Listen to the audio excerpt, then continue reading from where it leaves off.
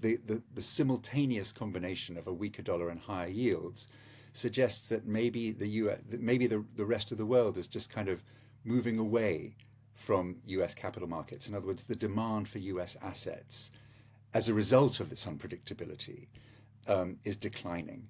Now that could have serious implications both for the dollar's status as the global reserve currency. Scott Bessent, the Treasury Secretary for Donald Trump, says that this was part of Donald Trump's strategy all along, and that it showed that it worked because Donald Trump had goaded China into proving that it was a bad actor. And then you've got Caroline Levitt, Donald Trump's spokeswoman, saying that this is all a secret plan that's worked because it's brought 75 countries round the negotiating table. Given your experience as you look at this, do you think that that is viable, that this was some sort of secret plan all along? It's very difficult to believe, given the earlier warnings by Donald Trump and some of his cabinet and surrogates that these tariffs were here to stay. I think the bond market made Donald Trump blink, and it reminds one of the famous quote of James Carville, the well-known Democrat strategist in the 1990s, who said something along the lines of, if I'm ever going to be reincarnated, I want to be reincarnated as the bond market because the bond market can intimidate anyone. And indeed, the fact that yields in the bond market in the United States had risen so substantially since April the 2nd was a kind of weird thing.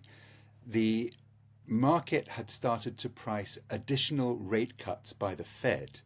And so given the fact that additional rate cuts by the Fed were being priced in, it was slightly odd that the bond market was, that bond yields were going up rather than down, particularly given the fact that most economists' analysis, including my own, was that the effect of the tariff announcements on the 2nd of April were to increase the probability of a recession in the United States. If there's going to be a recession, bond yields should be falling, not rising. And so the fact that bond yields were rising, and the fact that the dollar was weakening, indicated that there was something really dysfunctional about US capital markets.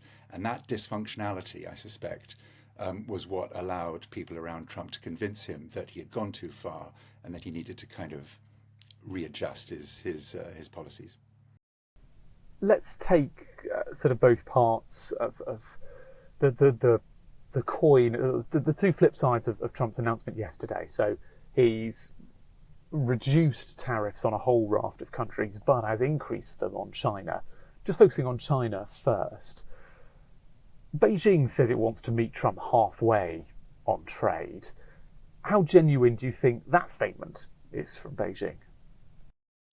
That's an interesting question, because I think that at some basic level, China has proven over many years that it has a preference for running large trade surpluses. And in my view, that preference kind of results from a willingness on the part of the Chinese to kind of consider trade surpluses as a form of economic protection.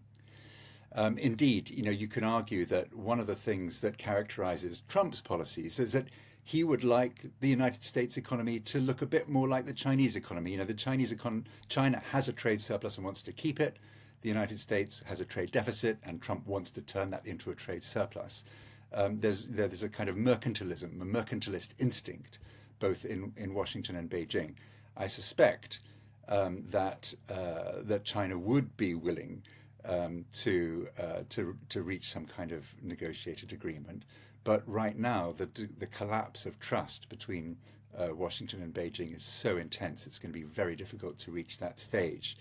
And indeed, yesterday, the Chinese State Council, the Cabinet Information Center, published a 50-page document with an analysis of US-China trade relations, in which the Chinese are saying, we absolutely did everything we were required to do under the 2020 Phase 1 trade deal. In other words, absolutely rejecting any criticism that might come from Washington along the lines that China didn't fulfill its commitments under that 2020 Phase 1 trade deal.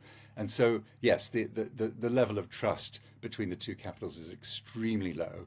And I suspect that not only have you got the sort of the difficulty of overcoming this, tit for tat ratcheting up of tariffs. But in the last couple of days, the Chinese exchange rate has started to weaken, which is a perfectly predictable and normal response on the part of the Chinese to what's happening, not least because China has had now 2 consecutive months of of negative inflation. And so a weaker exchange rate, to some extent, helps China manage its way through this sort of deflationary episode that it's going through. But the fact that the renminbi is weakening is going to be another source of irritation to Washington. And so getting to a point where there's a sufficient degree of trust between the United States and China to allow them to sit down and start negotiating some kind of trade agreement, it seems at the moment like we're quite far from that. And if we do ever get to that point where they do get round the table, what sort of deal is there actually to be done between the US and China when it seems like Donald Trump's strategy is sort of domination? He wants to retain US hegemonic sort of economic power. Yes, that's absolutely right. I think the use of that word hegemonic is absolutely right. The question though is what kind of hegemony, or hegemony is the way I prefer to say it. I don't know. Maybe you're right. Maybe I'm wrong. I don't know. It's difficult to say what kind of hegemony he wants. My hunch is that actually his preference is something more like a regional hegemony. I think that there is a kind of a revival of the Monroe Doctrine in the White House, and the emphasis that he's put on Greenland and Canada and Panama suggests that it's dominating the Western Hemisphere, or at least from Canada south to the tip of Argentina. It's kind of that Western Hemisphere is his idea of a kind of sphere of influence, and it seems to me that that's there is this sort of tilt within the Trump administration towards an idea of recreating an international order based on spheres of influence. Now, that is consistent with Trump putting pressure on China, because even if Trump is willing to acknowledge that China dominates its sphere of influence, then the sort of logic of these things is that not only does Trump want to dominate its own sphere of influence in the Western Hemisphere, but it also wants to make life difficult for other regional hegemons. And so, albeit that Trump might be happy to see China dominate its region, it will also be rational for Donald Trump to make life more difficult for China, to make it more expensive for China to dominate its region. And it does that by trying to undermine the Chinese economy. So, assuming that we don't get towards a deal between the US and China, who do you think will back down first on this trade war that seems to be continuing? Well, we've already seen Trump back down yesterday, so there's a kind of evidence, and I think in a way the answer to your question might boil down to whether the collapse, whether deflation in China is a more sustainable option for Xi Jinping than stagflation is for Donald Trump. The risk in the United States is that we're entering kind of stagflationary territory in which economic activity falls very sharply, perhaps into a recession, while at the same time inflationary pressures remain alive, and that puts the Federal Reserve in a huge dilemma. On the one hand, the needs of the real economy are suggesting that rates need to fall. On the other hand, the fact that inflation is sticky means or rising means that rates need to go up. That, I suspect, could be politically much more uncomfortable for Donald Trump than the situation is uncomfortable for Xi Jinping in China. The situation in China is that household confidence has been very, very weak for a number of years. As I say, prices have been falling in the last couple of months, or inflation has been negative in the last couple of months. But in any case, the Chinese economy is kind of has been flirting with deflation for a number of years. I don't know. I mean, the reality is that Donald Trump has midterms to face at the end of 2026. Xi Jinping doesn't. And it may well be that the discomfort of stagflation in the United States requires Donald Trump to make further adjustments to his policy in order to avoid bad things happening to him next November. And you mentioned it in your answer there right at the start, but do you think that Beijing will see the decision yesterday as Trump blinking first, and that in itself feeds into the decision making?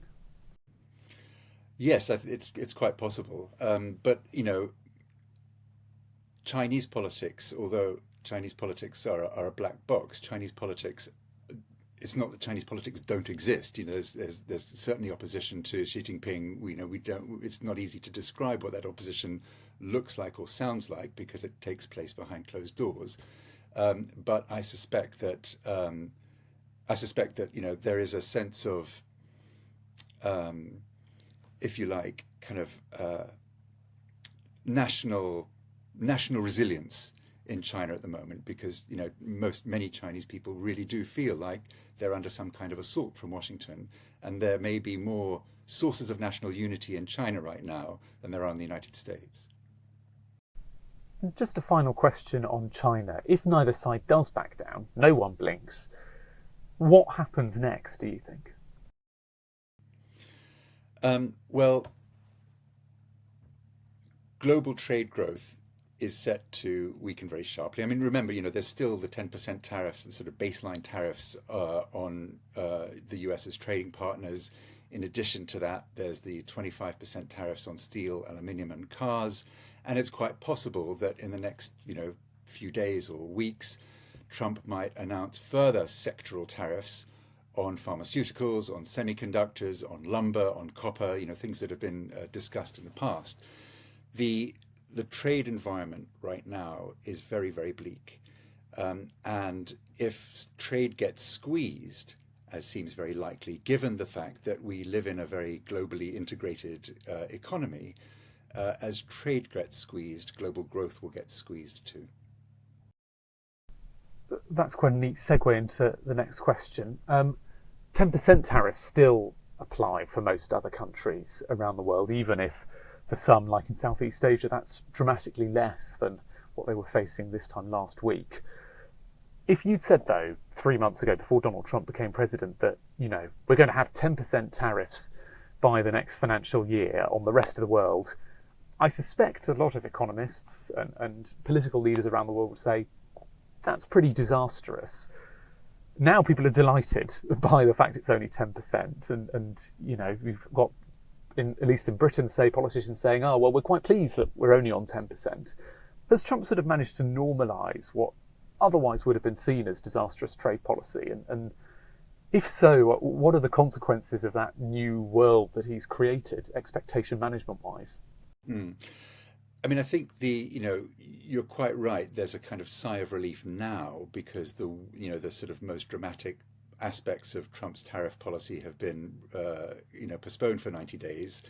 But I think once the global economy starts to feel the consequences of these tariffs, even at 10%, a tariffy world and the economic effects, the negative economic effects of a tariffy world are likely to become more and more visible.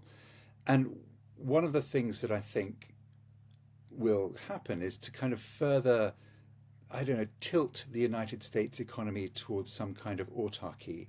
And in a way, I think that is, in a way, precisely what parts of the Trump administration are aiming for. There is this sense within the Trump administration that the United States is bigger, stronger, richer, and more closed economically and geographically than the rest of the world.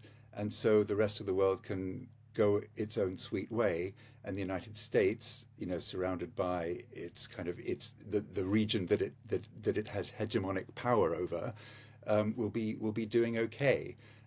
That's very much a kind of relativistic way of thinking about U.S. power. It's U.S. power, it's a kind of zero-sum way of thinking about U.S. power. But, maybe Donald Trump has a kind of zero-sum way of thinking about these things.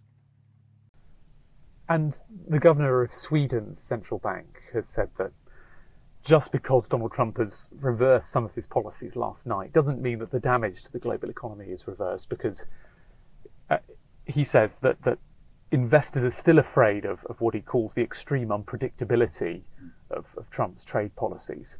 So if investors do now believe they're in a world of extreme unpredictability, what effect is that going to have over the next 4 years of Donald Trump's second term? Yeah, I mean, in a way, that, going back to what we were discussing earlier, the extreme unpredictability is a very good phrase to describe why, to some extent, why the dollar has weakened and why U.S. yields have risen in the last few weeks. And the suspicion is, I mean, the fact that the dollar is weakened may be a response to the market's expectation that the US is going to enter a recession. A recession under normal circumstances would be, would weaken the US dollar. But the simultaneous combination of a weaker dollar and higher yields suggests that maybe the rest of the world is just kind of moving away from US capital markets. In other words, the demand for US assets as a result of this unpredictability is declining. Now that could have serious implications both for the dollar's status as the global reserve currency. Now there are parts of the US administration that I think would be quite happy to do away with the reserve currency status of the US dollar, because there are some people in the administration that believe that the dollar's reserve currency status is leaves the dollar kind of structurally overvalued, and that structural overvaluation is one of the things that has helped to hollow out the US manufacturing sector. So the argument goes, if only we got rid of the reserve currency status of the US dollar, the dollar would weaken, and that would help us revive US manufacturing. I don't buy that argument by any means, but it's one that I think exists in parts of the administration. So, one consequence over the next, or one question over the next couple of years is what is the future of the dollar's status as a global reserve currency, and what will the attitude of the administration be to that reserve currency status? David Lubin, thank you very much. Thank you.